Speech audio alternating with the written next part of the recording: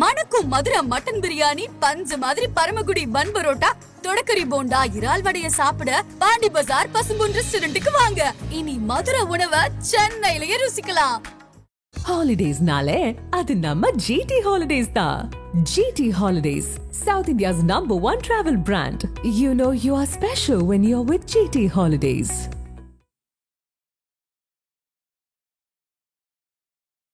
ஆக மக்களுக்கு பிடிச்சிருந்தா வரவேற்பாங்க, பிடிக்கலன்னா தூக்கி போட்டுருவாங்க. அதுதான் இந்த கங்குவாக்கு நடந்திருக்கு. அதுலேயும் இவங்க வாயை வச்சுட்டு சும்மா இருந்தால் பரவாயில்ல. சூர்யாவுக்கும் கார்த்தி மேலேயும் அந்த குற்றச்சாட்டு சமீப காலமாக நான் கேள்விப்பட்டுருக்கேன் தொடர்ந்து. என்னன்னாக்கா அவங்க கதையில் தலையிடுறாங்க, காட்சி அமைப்புகளில் தலையிடுறாங்க, டெக்னீஷியனில் தலையிடுறாங்க அப்படிங்கிற மாதிரி ஒரு சில தகவல் இருக்குது. இந்த படத்தை வாங்கின அவங்களுக்கு மிகப்பெரிய நிச்சயமாங்க இவங்களுக்கு லாபங்க. என்ன சார் சொல்றீங்க? கங்குவா படம் ப்ரொடியூசருக்கு லாபம். ஆமாம், வாங்கியவர்கள் இருக்காங்களே, டிஸ்ட்ரிபியூட்டர்ஸ் பல நாடுகளில் வாங்கினாங்களே, அவங்கெல்லாம் புதுசாக ஒரு துண்டை வாங்கி தலையில் போட்டுக்கிட்டாங்க. எந்த கேரக்டர் ஏதாவது உங்களுக்கு புரிஞ்சுதான் பேசுகிறதும் சரி. நீங்கள் கேட்டிங்களே டெக்னிக்கல் ஏறாக இருக்க நிச்சயமாக இருக்குது. பேசுறது டப்பிங்லேயே ஒரு எந்த கேரக்டர் பேசணும் புரியல. கொடுவா சார், கொடுவா படுவா என்ன கேரக்டர் என்ன யோசிச்சிருக்காங்க. முக்கிய நிலையிலே உடனுக்குடன் குறிஞ்சி வேலையாக தெரிஞ்சுக்கலாம். ஆதன் செயலை டவுன் பண்ணுங்க, டிஸ்கிரிப்ஷனில் லிங்க் இருக்கு. ஆதன் சினிமா நேரில் அனைவருக்கும் ஒரு பெரிய வணக்கம் அண்ட் வெல்கம் டு ஷோ. நீங்கள் நம்ம கூட அமலன் சார் இணைஞ்சிருக்காங்க, நிறைய விஷயங்கள் பேச போகிறோம். வணக்கம் சார். வணக்கம், எப்படி இருக்கீங்க? நலம், சிறப்பு. கங்குவா பற்றி சொல்கிறத விட ஒரு படம் பார்த்துட்டு கொஞ்சம் டல்லாக இருக்கேன், நல்லா இருக்குங்கிற டல்லாக இருக்கேன் அப்படின்னு தான் சொல்ல முடியும். சார் என்ன சார் அதுலேயே நலமா அப்படின்னு தான் கேட்குறாங்க. ஆமாம், கங்குவாலேருந்து தொடங்கிடுறேன் சார். நிறையா கலவையான விமர்சனங்கள். ஏன் இந்த விமர்சனம் அப்படின்றதை மாரி எங்கே தவற விட்டது கங்குவா? அதாவது சூர்யா மேலே உள்ள வெஞ்சன்ஸோ, ஞானவேல் ராஜா மேலே உள்ள வெஞ்சன்ஸோ, சிவா மேலே உள்ள வெஞ்சன்ஸோ, கார்த்தி மேலே உள்ள வெஞ்சன்ஸோ அல்லது ஒரு டோட்டலாக சூர்யா குடும்பத்தின் மேலே உள்ள கோபமும் கிடையாது. ஒரு படைப்பு, ஒரு படம் நல்லா இருந்ததுன்னா அதற்கான தீர்ப்பை எழுதக்கூடியவர்கள் மக்கள். அவங்க தான் நீதிபதி. என்ன விமர்சனம் பாசிட்டிவாக வந்தாலும் சரி, நெகட்டிவாக வந்தாலும் சரி, மக்களுக்கு பிடிச்சி போச்சுன்னா அது குப்பை நடித்தாலும் சரி, சுப்பன் நடித்தாலும் சரி, சூப்பர் ஸ்டார் நடித்தாலும் சரி ஏற்றுக்குவாங்க. இது காலம் தொட்டு நம்ம பார்த்து வந்த விஷயம். தமிழ் சினிமாவில் உலக சினிமா வரலையும் நம்ம பார்த்துக்கிட்டே வர விஷயம். ஆக படைப்பு நல்லா இருந்தால் நிச்சயமாக வரவேற்பாங்க. நான் ஒரு பத்திரிகையாளர்னா பத்திரிகையாளர் காட்சிக்கு படம் ஃப்ரீயாக பார்த்துட்டு வர்ற எனக்கே ஒரு சலிப்பு இருக்குது, அலுப்பு இருக்குது. அப்படிங்கிறப்ப 200 ரூபா 300 ரூபா அல்லது குறைந்தபட்சம் 100 ரூபா டிக்கெட்டை எடுத்துகிட்டு போய் படம் பார்த்துட்டு உட்காரவனுக்கு எவ்வளோ ஒரு எரிச்சல் இருக்கும். அந்த அதிருப்தி தான் இந்த விமர்சனங்களை வைக்க தவிர யார் மக்கள் தானே சொல்கிறாங்க. பார்த்தீங்கன்னா பப்ளிக் ரிவ்யூ அடித்து நவுத்தி எடுக்கிறாங்க. இதுக்கு சிறந்த பேச்சாளனும் சிந்தனைவாதியே தேவையில்லை. நல்லா இருக்கு இல்லைங்கிறத பொழந்து கட்டுறாங்க. ஆக மக்களுக்கு பிடிச்சிருந்தா வரவேற்பாங்க, பிடிக்கலன்னா தூக்கி போட்டுருவாங்க. அதுதான் இந்த கங்குவாக்கு நடந்திருக்கு. அதுலேயும் இவங்க வாயை வச்சுட்டு சும்மா இருந்தால் பரவாயில்ல. சூர்யா நடித்த அஞ்சான் படத்தை இயக்குனர் லிங்குசாமி அந்த படம் வெளிவருவதற்கு முன்பு தொலைக்காட்சியில் கொடுத்த பேட்டியில் கற்றுக்கிட்ட மொத்த வித்தையும் இறக்கியிருக்கேன் அப்படின்னு சொல்லி மாட்டிக்கிட்டார். அது எவ்வளோ பெரிய வைரலாக நினச்சின்னு தெரியும். இன்ன வரைக்கும் அது போயிட்டுருக்கு, மீம்ஸில் பயன்படுத்திக்கிட்டு இருக்காங்க. இதுவும் சூர்யா படம் தான். இந்த படத்துலையும் அது நடந்தது. அதை சொன்னதே அந்த படத்தின் நாயகனான சூர்யா தான். ஒரு நிகழ்ச்சியில் பேசுகிறப்ப சத்யம் தேட்டரில் சொல்கிறாரு, இந்த படம் வெளிவந்த பிறகு இந்திய இயக்குனர்கள், இந்திய சினிமா ரசிகர்கள் எல்லாரும் வாயை பொழந்துட்டு பார்ப்பாங்க அப்படின்னு அவ்வளோ ஒரு கான்ஃபிடண்ட்டாக பேசினார். தனது படைப்பு மேலே, தனது நடிப்பு மேலே நம்பிக்கை இருக்கலாம். நல்லா வந்திருக்குங்க, நீங்கள் பாருங்கள், ஆதரவு கொடுங்க அப்படின்னு நீங்கள் மக்கள்கிட்ட முன்வைக்கலாம், ப்ரொமோட் பண்ணலாம். ஆனால் ஓவராக இந்தியாவிலே எவனுமே எடுக்க முடியாத ஒரு சினிமாவை எடுத்துட்டோம். என்ன சிவா என்ன பெரிய ஓவியம் பண்ணிட்டாரா? சிவா தனிப்பட்ட முறையில் நல்ல மனிதன், நல்ல மனசுக்கு சொந்தக்காரன், டைரக்டர் சிவாவை சொல்கிறேன். ஆனால் படம் என்ன, இன்னும் சொல்ல போனால் அதில் சில பேர் சொல்கிறாங்க இது சிவா இல்லை, சூர்யாவுடைய கதை, அவருடைய தலையீடு அப்படின்னு என்று சொல்லப்படுகிறது. வாய்ப்பு இருக்கா சார்? சூர்யாவுக்கும் கார்த்தி மேலேயும் அந்த குற்றச்சாட்டு சமீப காலமாக நான் கேள்விப்பட்டுட்டு இருக்கேன் தொடர்ந்து. என்னன்னாக்கா அவங்க வந்து கதையில் தலையிடுறாங்க, காட்சி அமைப்புகளில் தலையிடுறாங்க, டெக்னீஷியனில் தலையிடுறாங்க அப்படிங்கிற மாதிரி ஒரு சில தகவல் இருக்குது. ஜப்பான் படம் ராஜமுருகன் வந்து 2 படம் நல்ல படமாக கொடுத்தவர், நேஷ்னல் அவார்டு வாங்கின படத்தை இயக்குனவர் ராஜமுருகன். கார்த்திக் அந்த படத்தில் வந்து அவருடைய தலையீடு இருந்ததுனால ஜப்பானே வந்து வேற மாதிரி மாறி போச்சு அப்படிங்கிற ஒரு குற்றச்சாட்டு இருக்குது. அதனால இவங்களோட தலையீடு நிச்சயமாக இருக்குமோ ஒரு சந்தேகத்தை நிஜமாக்குற மாதிரியான ஒரு ரிசல்ட்டை தான் இப்போ நம்ம கங்குவாவில் பார்க்குறோம். தனது படைப்பு நல்லா இருக்குன்னு சொல்லலாம், ஆனால் ஓவர் கான்ஃபிடென்ட் உடம்புக்கு ஆகாதுன்னு சொல்லுவாங்களே, அது நிஜமாக நம்ம கண் முன்னாடி பார்க்குறோம் கங்குவா மூலியமாக. துபாயில் வந்து ஒருத்தர் ராவணக்கோட்டம் பட தயாரிப்பாளர் அந்த அவர் தான் வாங்கியிருக்காதா கேள்விப்பட்டேன். 80 கோடி ரூபாயோ என்னமோ சொல்லி வாங்கியிருக்காரு. துபாயில் இருக்கிறார். ஒரு கமெண்ட்லாம் படித்தேன் நான். துபாயில் இந்த படத்தை வாங்கியவரின் கதி, துபாய் மெயின் ரோடு, துபாய் குறுக்கு சந்து, துபாய் அப்படின்னு கமெண்ட் படிக்கிறேன். ஆக இதெல்லாம் இது பண்ணுறான்னா அப்போ என்ன மாதிரியான விளைவுகளை ரிசல்ட்டை கொடுத்துருக்கு? நீங்கள் பாட்டுக்கு இருந்தால் கூட ஓரளவு தப்பிச்சிருக்கும். ஓவர் அப்போ அவன் படம் பார்க்க வரவன் அந்த டைலாக்கை மைண்டில் வச்சுட்டு தான் வருவான். சூர்யா சொன்ன மேடையில் பேசினதை மைண்டில் வச்சுட்டே தான் வருவான். கொஞ்சம் நெஞ்ச சீனு நல்லா இருக்குங்க அப்படிங்கிறத கூட அவன் வந்து ஓவர் எக்ஸ்பெக்டேஷனில் தவற விட்டுருவான். அதுதான் கங்குவாவுக்கு நடந்திருக்கு. நீங்கள் என்ன ப்ளே பண்ணியிருக்கீங்க, என்ன கதை அது? முதல்ல ஸ்க்ரீன் பிளேலாம் என்னன்னு தெரியுமா? முதல்ல சிவாவுக்கும் கேட்குறேன், நடிகர் சூர்யாவுக்கும் கேட்குறேன். நீங்கள் எல்லாத்துலேயும் தலையிடுறீங்களே, என்ன தெரியும் உங்களுக்கு சினிமாவுக்கு? நீங்கள் என்ன பண்ணிட்டீங்க? இதற்கு முன்பு உங்களை செதுக்கின 2 பேர், அண்ணன் தம்பி இருவரையும் செதுக்கின 2 பேரில் மிக முக்கியமானவர்கள் வந்து பாலாவும் அமீரும். என்னென்ன நடந்தது? எத்தனை நிராகரிப்புகள், எத்தனை குற்றச்சாட்டுகள், எத்தனை அபாண்ட பழி சுமத்தல் நடந்ததில் தன்வினை தன்னை சுடும் என்பதற்கு இந்த நிகழ்கால கங்குவா ரிசல்ட் உதாரணம். நீங்க சொன்னீங்க துபாயில் ஒரு ப்ரொடியூசர் எடுத்திருக்காரு அப்படின்ட்டு. சார் அவரு தான் வந்து சிம்புவோட படத்தையும் STR 48 அப்படின்னு ராஜிகமல்ல வரக்கூடிய படத்தை அவங்க தான் ப்ரொடியூஸ் பண்ண போறாங்க. ஆனால் இந்த படத்தை வாங்கின அவங்களுக்கு மிகப்பெரிய நிச்சயமாங்க இவங்களுக்கு வந்து லாபங்க, நல்ல லாபம். OTT அந்த ஸ்டூடியோ கிரீனுக்கு லாபம் கங்குவா. இந்த ரைஸ் அந்த ரைஸ்னு வாங்கி பத்திரமா பெட்டகத்தில் வச்சுக்கிட்டாங்க. என்ன சார் சொல்றீங்க? கங்குவா படம் ப்ரொடியூசருக்கு லாபம்? ஆமாம், வாங்கியவர்கள் இருக்காங்களே டிஸ்ட்ரிபியூட்டர்ஸ், பல நாடுகளில் வாங்கினாங்களே, அவங்கெல்லாம் புதுசாக ஒரு துண்டை வாங்கி தலையில் போட்டுக்கிட்டாங்க. அப்படி தான் நடக்குது. ரிசல்ட்டை பார்க்குறப்ப அப்படி தான் பாருங்க நீங்கள். நான் இப்போ 1 ஹவருக்கு முன்னாடி பார்த்தேங்க, பலாசோ போன்ற மல்டிப்ளெக்ஸ் தேட்டரில், அதுவும் சென்னை போன்ற பெருநகரங்களில் கொஞ்சம் கங்குவா டிக்கெட் ஃபுல்லாக இருக்குது. தவிர பாக்கி எல்லாம் மப்சல்லாம் பார்த்தீங்கன்னா அமரன் தான். நாளைக்கு வந்து கங்குவா வந்து ஒரு எனக்கு தெரிஞ்சு ஒரு 150-200 டிக்கெட் ஃபுல்லாக இருக்குது ஒரு சில தேட்டரில். எல்லா தேட்டரும் நான் எடுக்கலை. ஆனால் அமரன் ஒரு டிக்கெட் கூட இல்லை. சில தேட்டரில் ஒரு டிக்கெட் கூட இல்லை. சனிக்கிழமை நாளைக்கு, இன்னைக்கு இருக்குது. ஆக படம் நல்லா இருக்குன்னா 3 வாரம் என்ன 4வது வாரம் தொடங்க போது அமரனை வரவேற்கிறாங்க, வாழ்த்துறாங்க. இல்லை சார், சிம்பு படத்தை அவர் தான் ப்ரொடியூஸ் பண்ண போறாரு அடுத்து. இதனால அந்த படத்துக்கு ஏதாவது பாதிப்பு செக் இருக்குங்க, கண்டிப்பாக செக் வைப்பாங்க, கண்டிப்பாக. ஓகே, இது நீ அடுத்த படம் எனக்கு இவ்வளோ லாஸ் ஆயிடுச்சு, இதை சரி பண்ணு, பயில் செட் பண்ணு அப்படின்னு வைப்பேன். ரஜினிகாந்த் பாபா படத்துலேருந்து நிறைய படங்கள், அவர் படம் சில படங்கள் சறுக்கி இருக்கு. ஆனால் அவர்லாம் திருப்பி கொடுத்துருக்காரு. ரஜினி அந்த காரியத்தை செஞ்சார். சமீபத்தில் பிளடி பர்கர் கூட நெல்சன் அவர்கள் பாதிக்கப்பட்டவங்களுக்கு அதுதான் நியாயம், அதுதான் தர்மம், அதுதான் நீதி, அதுதான் நேர்மை. இப்போ லாபம்னு சொல்றீங்க. ஞானவேல் ராஜா அவர்கள் காசை திருப்பி தர வாய்ப்புகள் இருக்கா தெரியல. அது அவருடைய மனசாட்சி தான் சொல்லும். திருப்பி தரவில்லை என்றால் அவர் மனசாட்சி கொள்ளும். சரி, இந்த படம் டெக்னிக்கலா எப்படி சார் இருந்தது? இப்போ இவ்வளவு விமர்சனம், கதை ரீதியா விமர்சனம் இருக்கு, இவங்க கொடுத்த ப்ரொமோஷன்ஸ்ல விமர்சனம் இருக்கு, கதை ரீதியா நிறைய விமர்சனங்கள் இருந்தாலுமே கூட டெக்னிக்கலா இந்த படம் எப்படி இருக்கு? டெக்னிக்கலாவும் மிகப்பெரிய அதலபாதால சருக்கள். என்ன, என் பக்கத்தில் உட்காந்து ஒரு படம் பார்த்துட்டு நண்பர் கமெண்ட் பண்ணுறாரு, இது திருடி படம், நாங்கள் திருடி படமா இல்லை திருடி எடுத்த படமா அப்படிங்கிற மாதிரி கமெண்ட் பண்ணுறாரு.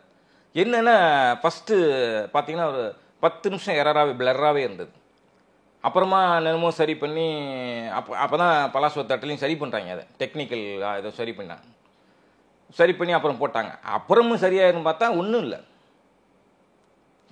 அந்த 3D படம்னாலே நார்மலாகவே நீங்கள் 2Dக்கும் 3Dக்கும் பார்த்தீங்கன்னா அந்த உருவமே சின்னதாக தெரிகிற மாதிரி இருக்கும். ஆமாம். ஆனால் இது ரொம்ப ரொம்ப முக்கிய ஏதோ ஒரு அனிமேஷன் ஃபிலிம் பார்க்குறேன். அனிமேஷன் கூட பிரமாதமாக பண்ணுறாங்க. ஏன்னா இல்லை, இது மட்டும் பலாசோ மட்டும் கிடையாது. காசி தேட்டரில் இப்போ நான் பார்க்குறாங்க. மதியம் வந்து ஒரு யூடியூப் சேனலில் இப்போ படம் பார்த்த ரசிகர் ஒரு படம் பார்த்து சொல்கிறாரு, டெக்னிக்கலாக என்ன ஒரே பிளர்ராக இருக்குது, ஒரு மாதிரி உருவமே சரியாக தெரியல அப்படின்னு காசி தேட்டரில் நடந்திருக்கு. அப்படிங்களா? ஆக இது தியேட்டர் மட்டும் பிரச்சனை கிடையாது, டெக்னிக்கல் ஃபால்ட்டு இருக்குது. இன்னொரு ஃபால்ட்டு சப்டைட்டில் போடுறாங்களே, விளக்கணைங்களா நீங்கள் இவ்வளோ வருஷம் உழைச்சிருக்கீங்க, இவ்வளோ காசை கொட்டியிருக்கீங்க, இவ்வளோ உழைப்பை உழைச்சிருக்கீங்க, நாங்கள் பாடுபட்டோம் பண்ணு தின்னோம் அப்படின்னு சொல்கிறீங்க. இந்த உங்கள் உழைப்பெல்லாம் எதுக்கு? விழலுக்கரைத்த நீராக போகிறதுக்கா? உங்கள் உழைக்கிறதுலாம் மேட்ரு கிடையாது. எதுக்காக உழைக்கிறோம், எந்த ப்ராஜெக்டுக்காண்டி உழைக்கிறோம், எப்படி உழைக்கிறோங்கிறது தான் மேட்ரு. அவுட்புட் சரியாக கொண்டு வரணும். இந்த வெறும் உழைப்பு வந்து பாலைவனத்துக்கு மண்ணலி தராத மாதிரி, பாலைவனத்தில் மண்ணலி போடுற மாதிரி தான் உழைப்பு. உழைப்புங்கிறது சரியான விஷயமா இருக்கும். அந்த சப்டைட்டில் பார்த்தீங்கன்னா ஒரு எல்லோ கலரில் ஃப்ளோரசன்ட் கலரில் போடப்படுது. விளங்குமா? தெரியுமா? ஃப்ளோரசன்ட் கலரில் நீங்கள் போடலாமா? அதை கூட டிரெக்டர் ஷோவோ இல்லை டெக்னிக்கல் டீமோ அதை கூட கண்காணிக்கல, அதை கூட சரி பண்ணலைன்னா இத்தனை வருஷம் என்னத்தை நீங்கள் உழைச்சி கிழிச்சிங்க? இது நான் மட்டும் சொல்லலை, ரசிகர்லாம் ஒரு ரசிகர் மத்தியிலேருந்து ஒருத்தன் சொல்கிறான். சரி, அப்போ 2024 பெரிய படங்களுக்கு வரவேற்பு இல்லை அப்படின்னு எடுத்துக்கலாமா சார்? சில படங்களுக்கு, ஏன்னா வேட்டையனை கொண்டாடினாங்க, அதுக்கப்புறம் கோட்டை கொண்டாடினாங்க. சில படங்கள் இந்தியன் 2வா இருக்கட்டும், கங்குவாவா இருக்கட்டும், எல்லாமே நாம உண்டு நான் உண்டு வருவதற்கு முன்பு ஆஹா ஓஹோன்னு பேசுகிறோம். ஏன்னா அவங்க கொடுக்குற பில்டப் அப்படி. ரெண்டாவது அந்த கிளிம்ஸ் ட்ரெய்லர் பார்க்குறப்ப உண்மையிலே சரியாக தரமாக உழைச்சிருப்பாங்களோ அப்படின்னு. ஆனால் அந்த கிளிம்ஸு ட்ரெய்லருக்காக மட்டும்தான் அந்த படம் எடுத்த மாதிரி அந்த சீனை மட்டும் எது நல்லா வந்திருக்கு அந்த சீனை மட்டும் வச்சுட்டு ட்ரெய்லரில் விட்டுட்டு ஏமாத்திட்டாங்க ஆடியன்ஸு. அப்படிதான் நம்ம பார்க்குறோம். சூர்யா மிகச்சிறந்த உழைப்பாளி தான், இல்லைன்னு சொல்லலை. இவர் கமர்ஷியல் கிட்டு கொடுத்துருக்கார் சிவா, இல்லைன்னு சொல்லலை. பெரிய பேனரு, பெரிய செலவு, பெரிய உழைப்பு, பெரிய டெக்னீஷியன், எல்லா பொண்ணாக்கும் கிடக்கட்டும். கண்டென்ட்டு அதுதான் பேசுவோம். என் கண்டென்ட்டை விட வந்து ப்ரெசன்டேஷன் தான் முக்கியம், திரைமொழி முக்கியம். அதில் கோட்டை இங்கே நிகழ்காலத்தில் ஒரு கதை நடக்குது, அப்புறமா 1970களில் கங்குவா கதை நடக்குது. கங்குவான்னு அந்த கங்கா, அது என்ன கேரக்டரே முதல்ல கங்கான்னு ஒரு இடத்துல சொல்கிறாங்க, கங்குன்னு ஒரு இடத்துல சொல்கிறாங்க. என்ன எந்த கேரக்டர் ஏதாவது உங்களுக்கு புரிஞ்சுதா? பேசுகிறதும் சரி, நீங்கள் கேட்டிங்களே டெக்னிக்கல் எரர் இருக்கா? நிச்சயமாக இருக்குது. பேசுகிறது டப்பிங்லேயே ஒன்றும் ஒரு எந்த கேரக்டர் பேசணும் புரியல. கொடுவா சார், கொடுவா படுவா என்ன என்ன கேரக்டர் என்ன யோசிச்சிருக்காங்க? இதுக்கு ஒரு பெரிய எழுத்தாளன்ட்டு வைரமுத்து பையனை வந்து இது பண்ணியிருக்காங்க. அதை யாராக இருந்தாலும் பயன்படுத்த தெரியும் கேப்டன் ஆஃப் த ஷிப் இயக்குனர். அதை சரியாக பயன்படுத்துறது யாருன்னா பாகுபலி ராஜமௌழி தான். இங்கே பிரான்சிஸ்ன்னு சொல்லி ஒரு கேரக்டர் நடக்குது. கோவாவில் கூத்தடிக்கிறார், கும்மாளம் போகிறாரு, இது பண்ணுறாரு. என்னடா என்ன சொல்ல வரீங்க, என்ன கான்செப்ட், அதோட இதை கோட் பண்ணி எதுக்கு அந்த கனெக்டிவிட்டி? எதுக்கு? யார் கேட்ட? என்ன கனெக்டிவிட்டி இருக்குது? ஒரே ஒரு இடத்துல டயலாக் வச்சுருக்காங்க. இங்கே யாருக்கு பிறக்கிறோம், யார் கூட இருக்கிறோம் அப்படிங்கிறதெல்லாம் தீர்மானிக்கப்பட்டது அப்படிங்கிற ஒரு இடத்துல இதை செஞ்சிட்டாங்களா, அதனால டயலாக்ல வச்சு சமாதானப்படுத்திக்கிறாங்க. அந்த பையனுக்கும் அந்த சிறுவனுக்கும் அவன் ஒரு தேச துரோகி, ஒரு நாட்டுக்கு நம்பிக்கை துரோகம் செய்தவன். யாரு? நட்டி கேரக்டர். அவனுக்கு பிறந்த மகன். அவனை வந்து நீ மகனா பாவிச்சுக்கிட்டு இது பண்ணுன்னு மன்னிப்பு அந்த விஷயம்லாம் பேசுகிறாங்க, இது பண்ணுறாங்க. ரைட், ஓகே, அதை நீங்கள் சரியாக செய்யணும்ல. கண்ணு கட்டிய தூரத்தை இப்படி பார்த்தா கதை புலப்படவில்லை. சூர்யா ஃபேன்ஸோட நிலைமை என்ன சார்? சூர்யா ஃபேன்ஸ் நிலைமை என்ன? ஃபேன்ஸுங்கிறனால அவங்க வந்து எல்லாமே ஒத்துக்கிட்டு போக முடியுமா? ரஜினிக்கே இது நடந்திருக்கு, கமலுக்கு நடந்திருக்கு, சூர்யாவுக்கு மட்டும் என்ன? சில பேர் மட்டும் அந்த பப்ளிக் ரிவ்யூவில் பார்த்தீங்கன்னா நல்லா தான் இருக்க தலைவா, என்ன எதுக்கு நெகட்டிவ் விமர்சனம் வருதுன்னு தெரியலன்னு சொல்லு. ஒருவேளை காசு கொடுத்து அனுப்பப்பட்ட ஆளுன்னு தெரியல. இல்லை, ஈட்டியும் கலவையான விமர்சனம் தான். அதை தொடர்ந்து இந்த படம் தேட்டருக்கு வந்திருக்கு. தேட்டரில் சூர்யாவை கொண்டாடணும்னு நினச்சிட்டு இருந்தா அவங்களுக்கு ஒரு ஏமாற்றம் தானா? நிச்சயமாக ஏமாற்றம். கிளாடியேட்டர்னு ஒரு படம் இன்னைக்கு ரிலீஸ் ஆகி, ஓகே, ஒரு சின்ன கேரக்டரும் 10 செகண்டு நடிப்புனா கூட பர்ஃபார்மன்ஸ் பின்றானுங்க. இந்த படத்தில் மண்ணுக்கு கத்துறாருங்க சூர்யா. நடிப்பு கொண்டு வாயா, வசனம் ரெண்டாவதாக இருக்கட்டும். படத்தில் இன்னும் நோட் பண்ணீங்களா, யோகி பாபு கையில் துப்பாக்கி கொடுப்பார் சூர்யா. ஐயோ இல்லை, துப்பாக்கி காட்சியை எங்கெங்க வந்து கோட் பண்ணுறாங்க, கதையே யோசிக்கிறது இல்லை. இல்லை, அதான் துப்பாக்கி காட்சியை கையில் கொடுத்தப்ப எப்படி சார் இருந்துச்சு? நான் கேட்டாலும் தர மாட்டேன். சிவகார்த்திகேயன் கிண்டல் பண்ணுறீங்களா? சிவகார்த்திகேயன் இல்லை, நான் சொல்றது அதான் படத்துல காட்சி. சிவகார்த்திகேயன் கிண்டல் பண்ணீங்களா? இல்லை, அப்போ வரப்பல எடுத்துருக்கேன். யாருடைய வளர்ச்சி என்ன கேலி பண்ணாலும் கிண்டல் பண்ணானோ, திறமைக்காரன் வித்தக்காரனை வந்து நீங்க ஒண்ணுமே செய்ய முடியாது. பெரிய வலை போட்டு புடிச்சு நீங்க கடல்ல வீசினா கூட கிழிச்சு அறுத்தந்துட்டு பெரிய சுறாவா திமிங்கலமா எழுந்து நிற்பான். அது இந்த அமரனுக்கும் கங்குவாவுக்கும் தெரியுது இல்லைங்க. அமரன் எப்போ ரிலீஸ் ஆனிச்சு, கங்குவா எப்போ ரிலீஸ் ஆனிச்சு, கங்குவாவுக்கு என்ன எக்ஸ்பெக்டேஷன் இருந்தது, அமரனுக்கு என்ன எக்ஸ்பெக்டேஷன் இருந்தது, கங்குவா செலவு என்ன, அமரன் செலவு என்ன, எது நிற்கிது? உங்க வயிற்றுச்சலையும் பொறாமையும் காதல் போயும் விட்டுட்டு இருந்தா முடிவு வேற மாதிரி விபரீதமா இருக்கும். ஓகே, நல்லதே நினைங்க, நல்லதே நினைப்போம், நல்லதே நடக்கும். சரி, இந்த படம் ரிலீஸ் ஆயிடுச்சு, விமர்சனம் கலவையான விமர்சனம் வந்துகிட்டு இருக்கு. கார்த்திக் சுப்பராஜோட படம் எப்படி இருக்க போகுது, இதுல விட்டதா அதுல பிடிப்பாரா சூர்யா? பயமா இருக்குங்க சொல்றதுக்கு. ஏன்னா நம்ம ஒரு நம்பிக்கையில இப்ப நம்ம இதே கங்குவா பத்தி ஒரு வருஷமா நான் பேசியிருக்கேன் பல சேனல் பாசிட்டிவா. ஏன்னா அப்படி அவுட்புட் இருந்தது. அந்த கிளிம்ஸ்ல பார்க்குறப்ப பேக் ட்ராப் இதெல்லாம் பார்க்குறப்ப சூப்பர்பாக இருந்தது. உண்மையிலே களம் பிரமாதமான களங்க. அவங்க போட்டிருக்க அந்த செட்டுலேருந்து அந்த பேக் ட்ராப்லேருந்து எல்லாமே பிரமாதமான விஷயமா இருக்குது. இசை அந்த ஒரு 2 பாட்டு நல்லா இருக்குது. அது தேவையில்லாத இடத்துல இதாகுது. அது பார்த்தீங்கன்னா ரொம்ப சீரியஸான போர்ஷன் போயிட்டுருக்க இடத்துல பாட்டு வருது. இசை ஓகே, இசை ரொம்ப இதெல்லாம் பண்ணலை, தப்பெல்லாம் பண்ணல, ஓகே, அவ்வளோதான் சொல்லுவேன். சினிமாட்டோகிராஃபியுமே உழைச்சிருக்காங்க, எல்லாம் பண்ணியிருக்காங்க. தவிர இந்த படத்துக்கு 3D என்ன அவசியம் வந்துச்சுங்க? பண்ணுனா ஒழுங்காக பண்ணணும். பண்ணிகிட்டு இருக்கவே ஒழுங்காக வரலன்னு தெரிஞ்சால் தூக்கி போட்டு 2D பண்ணிட்டு இது பண்ண வேண்டியது தானே. அது சில இது வந்து அவசியமற்ற காசை வந்து விரயமாக்கி இது பண்ணி அவுட்புட்டு என்ன கற்று ஏங்க. நான் என்ன சொல்கிறேன்னா, சிவாவோ ஞானவேல் ராஜாவோ சூர்யாவோ அமைதியாக இருந்திருந்தாங்கன்னா இந்த அளவுக்கு இதாக இருக்குது. நேரம் தவறாமை கொண்டவர் சிவகுமார் பசங்களுக்கும் அதை கற்றுக் கொடுத்துருக்காரு. ஆனால் ப்ரெஸ் மீட்டுக்கு லேட்டாக போயிருக்காரு. பாலிவுட்டில் வச்சு ஏன் லேட்டு அப்படின்னு வாட்சை காட்டி கேட்குறான் ஒரு ரிப்போர்ட்டு. ப்ரொமோஷன்ஸ் அந்த படத்துக்கு மிகப்பெரிய நெகட்டிவ். ஆமாம், நிச்சயமா. சரி, அது வந்து கொஞ்சம் அடக்கி வாசிக்கணும். அது வந்த பிறகு மக்கள் பார்த்துக்குவாங்க. அதான் சார், 2024 இது ஒரு பாடமாகவும் எல்லாத்துக்கும் இருந்திருக்கும்னு நினைக்கிறேன். ஏன்னா பெரிய பட்ஜெட். அதனால தான் இந்த கார்த்திக் சுப்புராஜ் படத்தை நம்ம சொல்ல முடியல. கார்த்திக் சுப்புராஜ் மேலே அபரிமிதமான நம்பிக்கை இருக்குது. அவரும் வேற ஒரு ஜானரில் எடுத்தார், எப்படி பிரமாதமாக இருந்தது. அதனால கார்த்திக் சுப்புராஜ் மேலே நம்பிக்கை இருக்குது. அங்கேயும் நீங்கள் ஏதாவது குறுக்கு சால் ஓட்டி அவர் மண்டப்பில் ஏறு விழுந்துன்னு வச்சிங்களேன் கார்த்திக் சுப்புராஜ் மூளையில், அப்புறம் அது படமும் கீரல் தான். ஆனால் அது வரலை இன்னும். படம் வர்றதுக்கு முன்னாடி நம்ம எதுவும் நெகட்டிவாக பேச வேண்டாம். நல்லா வந்திருக்கும்னு நம்புவோம். கார்த்திக் சுப்புராஜ் மேலே இருக்க நம்பிக்கையை நம்ம வந்து தொடருவோம். நிச்சயமாக அந்த படம் நல்லா வந்திருக்கும். இதுதான் கங்குவா தான் ஏமாற்றி விட்டது. புரியுது. இட்லி கடை தனுஷின் வேகம் எப்படி பார்க்குறீங்க? இன்னைக்கு குபேராவோட சின்ன டீசர் ஒன்றும் ரிலீஸ் ஆக போகுது. என்ன சார் வேகம், அது எங்கே போய்கிட்டு இருக்காரு தனுஷ்?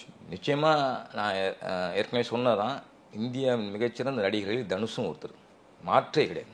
அது என்ன கேரக்டர்.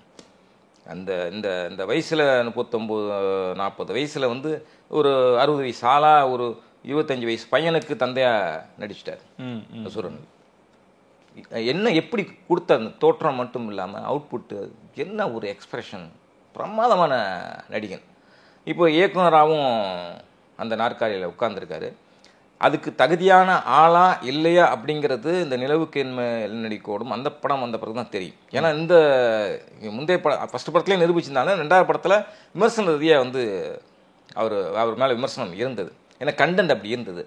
ஆனால் இப்போ இட்லி கடையோ நிலவுக்கு நல்லா வந்திருக்குன்னு நினைக்கிறேன். ஏன்னா இந்த இட்லி கடை பேரே எல்லாம் பகடி செய்யப்பட்டது ஆரம்பத்தில் போஸ்டர் ரிலீஸ் ஆனப்போ. ஆனால் எனக்கு தெரிஞ்ச நல்ல டைட்டில். ஓகே, இட்லி கடை நல்ல டைட்டில். நீங்கள் டைட்டிலு, பேக்ரவுண்டு, செலவு எல்லா புண்ணாக்கையும் விட்டுருங்க, கண்டென்ட் தான் முக்கியம். அதனால் இட்லி கடைங்கிற ஒரு சிம்பிளான எளிமையான தலைப்பை வச்சப்பே நல்ல கண்டென்ட்டாக இருக்கும்னு நான் முடிவு பண்ணிட்டேன். நல்லா ஒரு அசுரத்தனமாக ஒரு பக்கத்து நடிப்பு ஒரு பக்கத்து இயக்கமும் போயிட்டுருக்காரு. ரெண்டாவது not only Dhanush, not only Suriya, யாராக இருந்தாலும் சரி, ஒரு ஒரு ஒரு இளைஞன் புதுசாக வந்தவன் இண்டஸ்ட்ரிக்கு ஒரு 10 வருஷத்தில் பெரிய வளர்ச்சி காண்றப்ப நிச்சயமாக அவங்களுக்கும் வேகமாக ஓடணும்னு தோணும். போட்டி தானே. தனுஷால் அறிமுகப்படுத்தப்பட்டவர் தான் சிவகார்த்திகேயன் 3 படம். அப்புறம் சின்ன சின்ன பாண்டியராஜ், சின்ன மனங்குத்தி பறவை. இதில் பார்த்தீங்கன்னா இன்னைக்கு வேற மாதிரி போயிடுச்சு. அப்போ பார்த்த சிவகார்த்திகேயன் வேற, இப்போ பார்க்குற சிவகார்த்திகேயன் அப்போ இருந்த உயரம் வேற. பெரிய ஒரு இடத்துக்கு பெரிய ஒரு வணிக இதுக்கு போயிட்டார். அது எல்லாத்தையும் யோசிக்க வைக்கும். நான் பொறாமைன்னு சொல்லலை, யோசிக்க வைக்கும். அப்போ நம்ம இன்னும் கூடுதலாக மெனக்கடணும், கூடுதலாக உழைக்கணும், ஓடணும் தோணும். அந்த அந்த அர்ப்பணிப்பும் அந்த உழைப்பு தான் இப்போ தனுஷ்கிட்ட அதிகமாக இருக்குது. அதனால் இந்த அவருடைய லைனப்பு சிறப்பாக வச்சிருக்காரு. குபேராவுக்கு மட்டும் ரொம்ப கால்ஷீட்லாம் இழுத்தடிச்சு ரொம்ப படுத்தி தான் இது பண்ணார் தனுஷ். இப்போ அது சரி பண்ணி கிட்டத்தட்ட வந்துகிட்டு இருக்கு. ஆமாம், ஓகே. ஆக தனுஷும் ஒரு பெருமைப்படக்கூடிய தமிழ் சினிமா பெருமைக்கூடிய ஒரு படத்தை படைப்பை தருவார்னு நம்புவோம். தளபதி 69 வில்லனாக சிவராஜ்குமார் இருக்க வாய்ப்புகள் இருக்குமா சார்? இல்லை, கேட்டிருக்காங்க. அவரும் ஐயோ பிரமாதம், சூப்பர். அதுவும் அவருடைய விஜய் எனக்கு ரொம்ப பிடிக்கும். 2வது கடைசி ஃபிலிமோட நிச்சயமாக நடிக்கிறேன், ஆனால் டேட்டு பிரச்சனை இருக்குது அப்படின்னு சொல்லி கன்னட படத்துக்கு கமிட் ஆகி அது போயிட்டுருக்குது. ஒரு படம் ரிலீஸ் ஆக போகுது. அந்த கமிட்மெண்ட் இருக்கனால கிளாஷ் ஆகுமோ அப்படிங்கிற ஒரு இது இருந்தாலும் நான் எப்படியாவது அதை சரி பண்ணி கொடுத்துட்டு நிச்சயமாக வருவேன். ஆனால் இப்போ ஷூராக சொல்ல முடியாதுன்னு அங்கே ஒரு பேட்டி கொடுத்துருக்காரு. ஓகே. கர்நாடகாவில் ஒரு பேட்டி கொடுத்துருக்கேன். நான் சமீபத்தை பேட்டி தான் சொல்கிறேன்.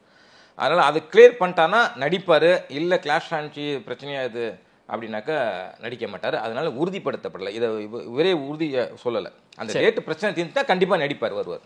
அதையும் பொறுத்து தான் சார் பார்க்கணும். ரொம்ப நன்றி சார். நிறைய விஷயங்கள் உங்களோட பகிர்ந்துக்கிறேன். நான் சந்திக்கிறேன்.